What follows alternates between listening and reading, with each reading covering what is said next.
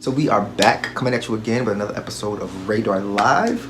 Are you on the map, bitches? First thing that was on the map, way over to Ice Cube. So, everybody's been going back and forth about the whole Platinum Now organization that Ice Cube has going on and talking about he's supporting Trump. Ice Cube actually went on his channel, a couple of other channels, talking about how it is more so about getting either side to see what it is that has to take place for black issues to get some type of resolution.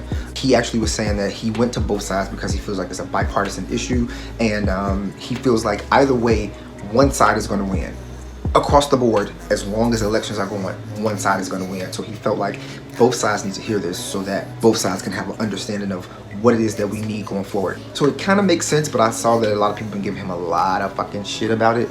So what do y'all think about that? If you haven't checked out the organization, you can check it out. I'm gonna drop the link below. Check it out, get your own opinion. Stop just feeling like whatever you feel like other people feel like. Damn. So the next thing that we got up on the map, we're gonna take it all the way over to the comedian, the comic legend, Mr. Jamie Foxx. He did a post where he was dressed up like this old dude and rapping the baby's lyrics or whatever. Huh? I needed some bop in it. Blow past that whip of that button in my mouth and that whip out a cop in it. My good fly across the country, I finished showing a hops in it.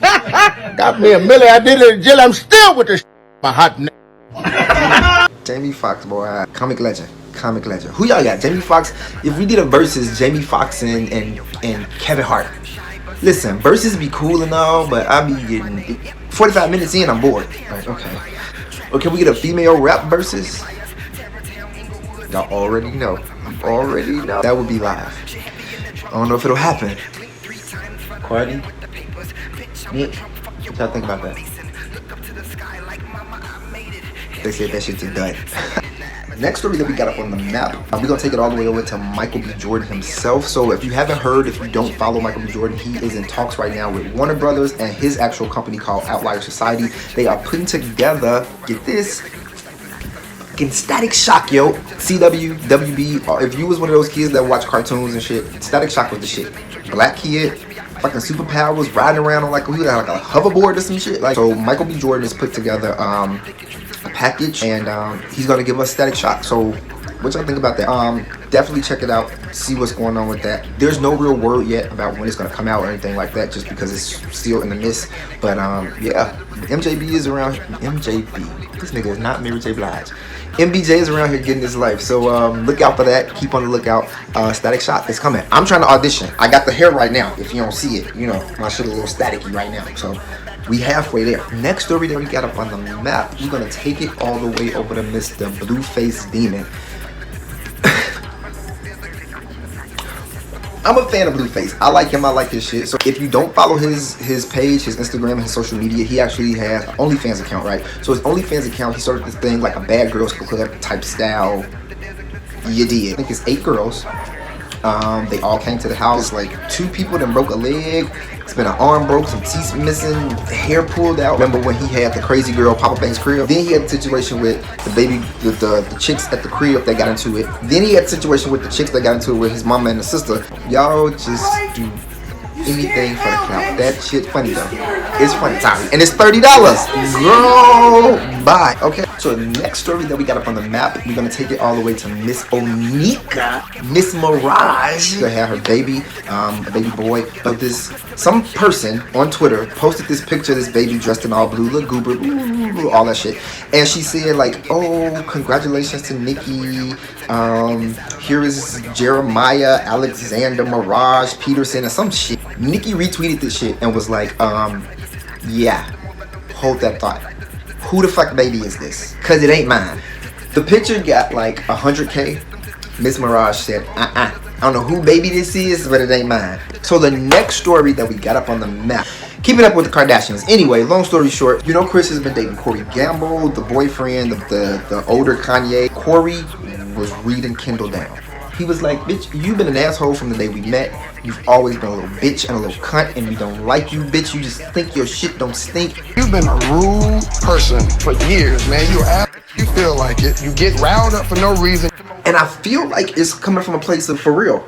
Are Kendall and Kylie even real Kardashians? technically y'all like stepsisters to them. The Kardashian name and keeping up with the Kardashians comes from Robert Kardashian, who fathered Kim and Khloe and Robert. Am I missing somebody? Courtney. Bitch, you just don't ring no bells, Tingaling. That last name Jenna, ain't it? All right. So moving right along, next story that we got up on the map, we are going to take it all the way over to the Red Table Talk with Will and Jada and Willow and Grant and Patrick and Jesus and Heath and Miracle. And it's a lot of them motherfuckers. It is the Smith Pinkett's it's a lot of them motherfuckers. All right. No, I love the Smiths. So you should know about Jada Pinkett having her new show called Red Table Talk, which has been out for almost like a year now. It started off on Facebook. I was watching it then. It got real big, got picked up. It's on a YouTube thing and all of that good shit. So had an episode around National Coming Out Day where they had Gloria Estefan and her daughter Emily on there. News to me, I didn't know Emily was a fudge packer, but apparently she is. No, just kidding. I'm gonna have to cut that shit. Emily is a part of the LGBT society. So she was expressing how it was for the coming out process. See, Gloria was there and shit like,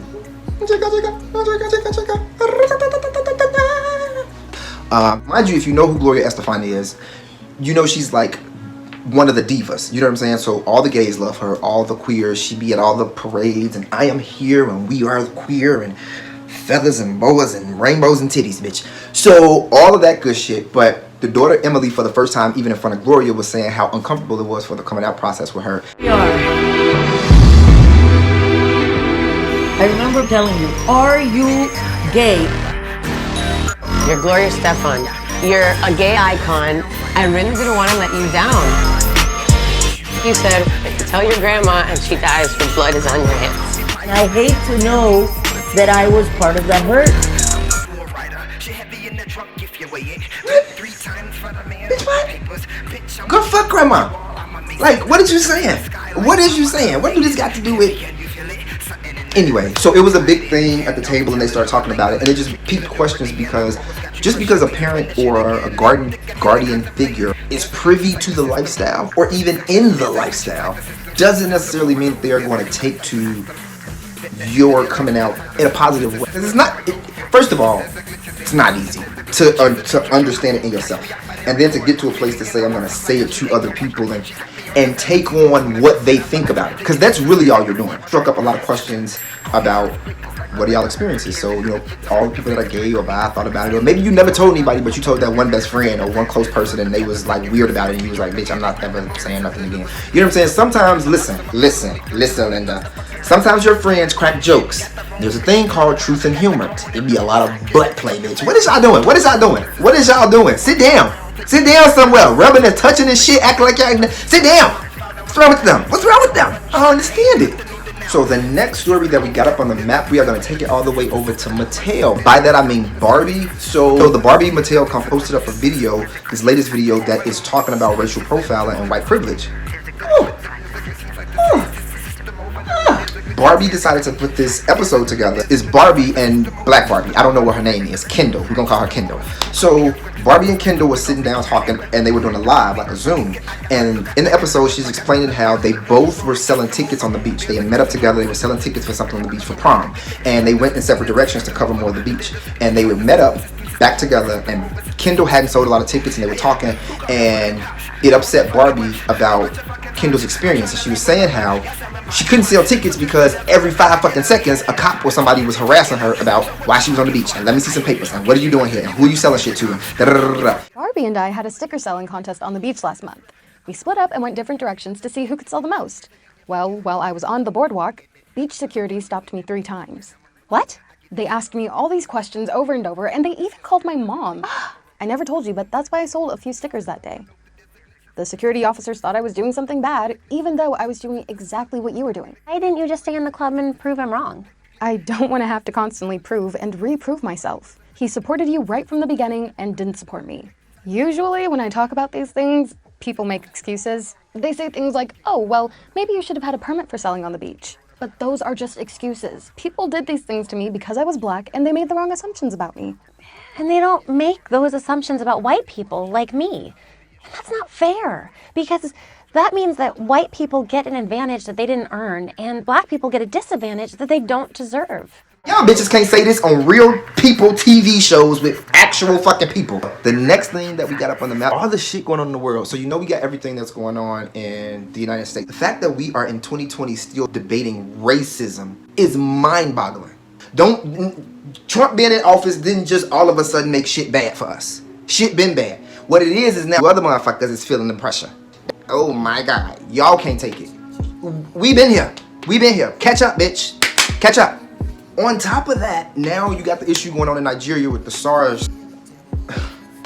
Am I the only person that when I first heard this, I thought they was talking about SARS? I said, bitch, we got COVID and SARS. We is gonna die. We is finna meet our demise, bitch. Shit, cause they got SARS and we got COVID. I don't know what to do. Then I read into okay. So Nigeria actually, if you follow the news, they got some like military people to come in and kind of like put an end to it, but they were out there tearing shit up. And Thailand is also having a protest going on right now. Okay, so it's a protest against not being able to have protests. What it's really about is their military. So the Thailand government is trying to pretty much use the military to just take over every fucking thing, kind of like some martial law type shit. Like, bitch, this our shit, we run shit, bitch, shut up. And the people are like, no, we're not going for that. Like, what the fuck? Once the people got really up in arms about the whole situation, the Thailand government banned them from being able to protest. Bitch, we gonna fuck you over, and you gonna shut up and take it. And people was not for it. They got their chopsticks, they got their pagodas, and they went out to the streets. Yes, they did. Yes, they did. The world is going up. It's gonna be Mad Max Thunderdome. Bitch, I'm gonna have a strap with a harness with a thing. What's up? But that's it. RadarLive. Are you on the map?